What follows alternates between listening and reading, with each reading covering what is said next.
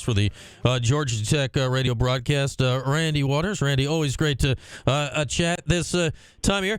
Damon Stoudemire's first game in the Dome since he played way back in the day. That should be fun tonight to get Damon back in a place that he played some basketball some 30 years ago. Yeah, he mentioned that when we walked into the shoot-around last night and this morning, and I guess it was last night, the first time we went over, and he said, looks a little different than when I played in it. I said, well, they've updated a few things since you played in it. Changed the seats, took down the curtain. They've done a thing or two in the last 30 years since he was there. I mean, it's quite legitimately 30. I hate to say this, that 1994 was 30 years ago, but my goodness, yeah.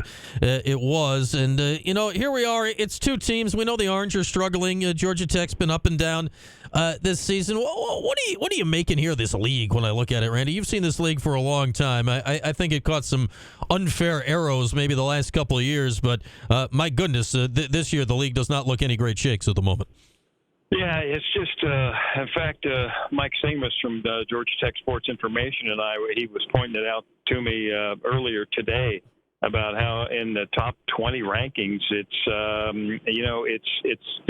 Duke, right, Moose? That was it, wasn't it? In the top 20, wasn't Duke the only one? Yeah, and it just seems so strange. You look at some of the clubs around, like Carolina's still got great guard play, but they don't seem to have the front court right up to par like it used to be. What's happened to Syracuse here, and they obviously were, many times in the top 20. Wake Forest is, I haven't talked to Stan Cotton a lot yet, but you've seen Wake Forest. Hunter Salas is awfully good. He took over that game basically from what I saw or heard. Yeah, he did. Some of the just quote traditional powers are not holding up to the tradition. And as I told a friend of mine in Atlanta, you know what? When you look at the SEC and how many teams are in the top 20, 25, whatever, I got three words for you. Football money matters.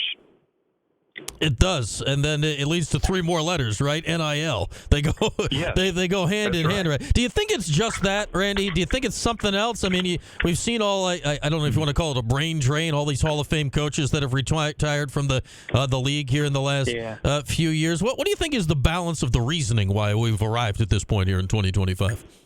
Well, I think what we just talked about there for a few seconds is a big factor. Also, I think kids nowadays, honestly, do they appreciate if Roy Williams was still coaching at North Carolina? Do they appreciate his record? Yeah. Do they deal, or is that? Would that be just so much ancient history? And I'm not picking on Roy, Coach K, whoever, Coach Boeheim, or would it just be so much irrelevant ancient history to them?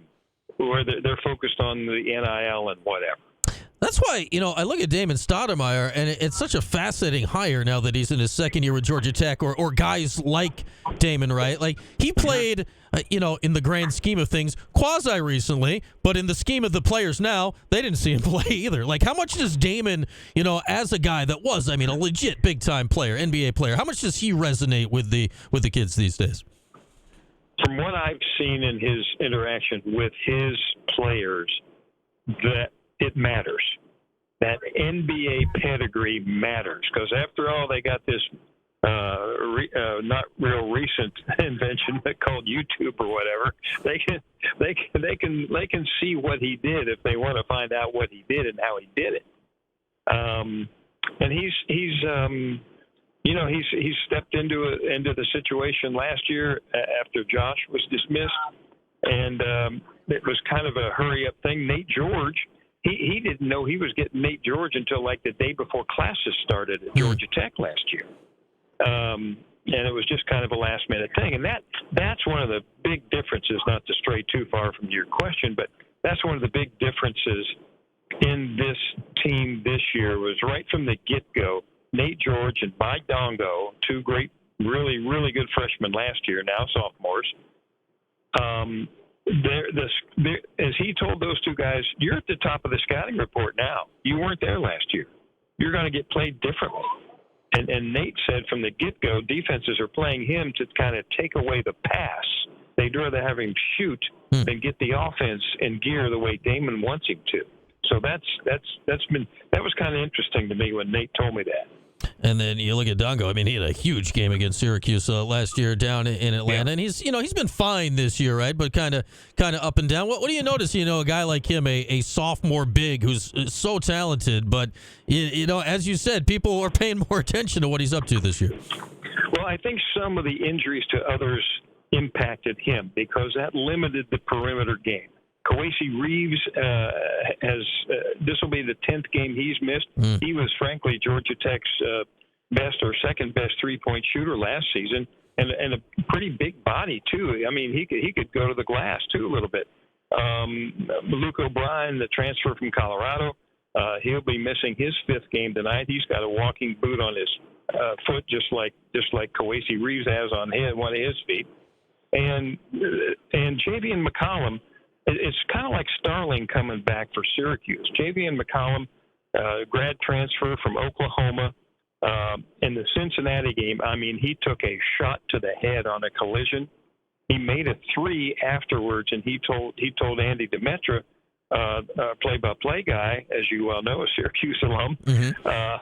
He told Andy he didn't remember making that shot. Wow. After he took that hit, and he missed 4 games. And he's back. And, I mean, so he's back, and after 4 games missed because of that. And, and Georgia Tech, kind of like Syracuse, Syracuse has struggled, and they're still winless against Power 5, if I'm correct. And so was Tech for a while. But then Notre Dame and BC, they got the back-to-back wins, and Javian was huge. He was 13 of 22 and 4 of 11 from 3. And with him on the floor with Nate George, it's like having 2 point guards out there. Really is.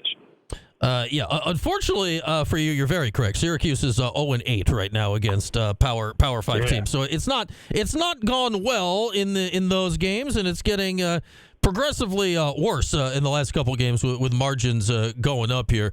One guy you didn't mention there, as we got Randy Waters from the Georgia Tech radio broadcast, is Lance Terry. And, man, he lit it up the last time he was in the Dome. He had 7 threes as part of a game where, what did Georgia Tech in that game? It was 18 threes. It was just an unbelievable shooting effort here, as you remember 2 years ago. Leading scorer right now, how much are they relying on him this year from the outside? Well, quite a bit. But I do think with the return of McCollum, that's going to help Lance as well. I mean, hey, he's been doing fine. He was 4 of 8 from distance against Notre Dame and BC combined, and 12 of 18 overall. And he doesn't turn the ball over. He looks for his shot, but he doesn't do so at the expense of the flow of the offense.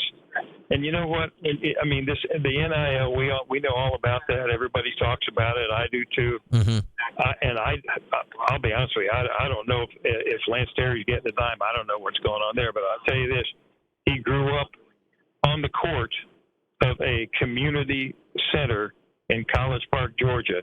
He was a basketball, just freak. And his dad worked there, and he'd go to work every day with his dad and shoot and work. And that's one of those stories in college basketball that kind of gets underappreciated, considering the headlines about all the NIL and so on. Yeah, that used to be like one of the stories of college basketball, right? And it's certainly changed a lot here in the last few years, Randy. I look at this Georgia Tech team. Compare this year's team to me, if you can, to last year's team. Because, man, we think back to last year. Georgia Tech didn't win a ton of games, but, man, when they did, they were like these big upsets, and they were knocking off all these top teams in the country. You never quite knew what they were going to be. When you saw what you saw last year to what they are this year, what is translated between these 2 years?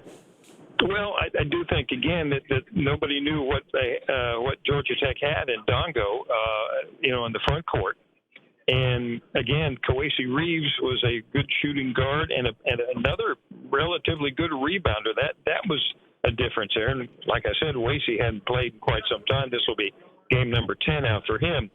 I think it has been adjustments to exactly what Damon Stoudemire was talking about. Nate George kind of is a straw that stirs the drink, and the opponents know that. and he is right up there on the scouting report, and it's a factor. I mean, he came out of nowhere literally last year. He came from where people expected him to be wearing skates. Came out of Toronto, and so it's a different deal for him now. But he's getting used to it, and the whole team is getting used to it. And one of the transfers who is healthy, Duncan Powell. I mean, that guy was like 1 for 17 or 20 or something from 3 in his first few games. But he, like some other people, has gotten in Damon Stoudemire's under his tutelage that, hey, the fewer threes we take coming off the bounce, the better off we are. And it's amazing. The last few games, they've had very, very few threes that they've taken off the bounce, off the dribble. And also, most of their threes have been kick out, catch and shoots. And they're pretty dangerous when that's the case, because to be honest, the bigs haven't been very productive. It's kind of a guard-forward offense for sure. Mm-hmm. All right, last thing, Randy. I know your bus is about to shove off to the Dome here. What do you think decides it tonight? Oh, I would say the guard play on each side of the court tonight. If the trio of McCollum and George and Lance Terry perform like they have been recently, I think it might be hard for Syracuse to keep pace with the scoring. Now, I also need to mention, Jaden Mustoff, freshman guard. That's taken the performance of those other three I mentioned has taken a lot of pressure off him. He's got a great body.